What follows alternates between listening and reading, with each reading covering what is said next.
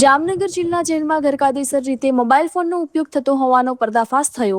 જેલમાં ઝડપી દરમિયાન મળી આવેલા બિનવારસુ મોબાઈલના આધારે સાયબર ક્રાઇમ પોલીસે ટેકનિકલ તપાસ હાથ ધરી।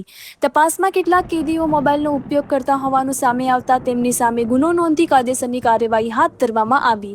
આ કેસમાં સાજીદ હારૂનભાઈ મલેક, નવાઝ ચુમાભાઈ દેથા, ઉબેદુલ્લા ઉર્ફે ઉબેદ અબ્દુલભાઈ કોરડિયા, જાફર સિદ્દીકભાઈ જુનેજા અને જાહિર મોહમ્મદ રફીકભાઈ સંધવાણી સામે ગુનો નોંધવામાં આવ્યો।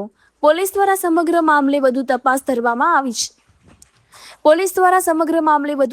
હાથ ધરવામાં આવી છે અને જેલમાં મોબાઈલ ફોન પહોંચાડનાર તેમજ તેમાં સંડોવાયેલા અન્ય લોકોની ભૂમિકા અંગે પણ તપાસ ચાલુ છે।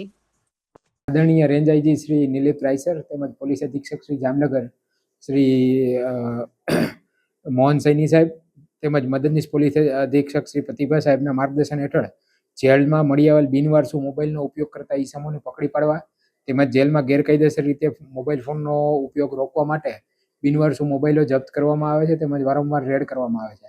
આવા જ એક 5 બિનવારસુ મોબાઈલ મળી આવતા તે અંગે Jamnagar city division police station હેઠળ ગુનો નોંધવામાં આવેલો હતો। સદર ગુના અન્વયે technical surveillance cyber crime PI Shri Ghasura દ્વારા કરવામાં આવેલ છે। તમામ મોબાઈલનો ડેટા લેવામાં આવેલ છે અને તમામ મોબાઈલનો ડેટાનો અભ્યાસ કરતા જેલમાં રહેલ 5 આરોપીઓ આ મોબાઈલનો ઉપયોગ કરતા હોય તેવું જણાઈ આવે છે। સદરુ આરોપીઓના નામ સાજીદ હારૂન મુસા મલેક, નવાઝ જુમા ઓસમાણ દેથા, ઉબેદ સનોફ અબ્દુલ ઓસમાણ કોરડિયા, જાફર નૂર મોહમ્મદ જુનેજા, જાહિર મોહમ્મદ રફીક હુસેન સંધવાણીનાઓ માલુમ પડેલ છે।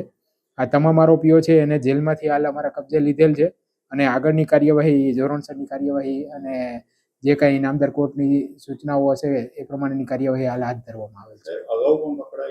અગાઉ આમાંથી 2 ઈસમો ચોરીમાં પણ પકડાયેલા છે।